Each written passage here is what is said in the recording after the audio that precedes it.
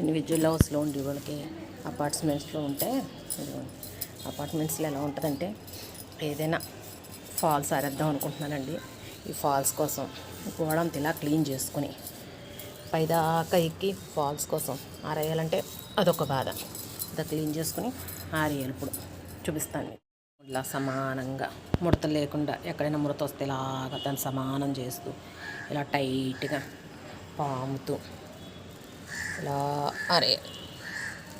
ఇది కొంచెం తేడా వచ్చినా ఎక్కడైనా ముడత పడినా మళ్ళీ అది ఒక ఇబ్బంది. టైట్గా లాగాలి. గోడ మీద వేసాను. దీనికోసం ప్రత్యేకంగా పైకి వెళ్ళాక ఇది ఒక బాధ. పైకి పట్టుకెళ్ళి ఆరేద్దామంటే లిఫ్ట్ పనిచేయట్లేదండి. పొద్దునుంచి మేము గుడికి వెళ్తాం కూడా మెట్లు దిగే వెళ్ళాం తెల్లారుజామున.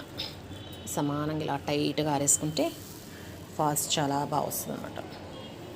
ముడత లేకుండా చూసుకోవాలి.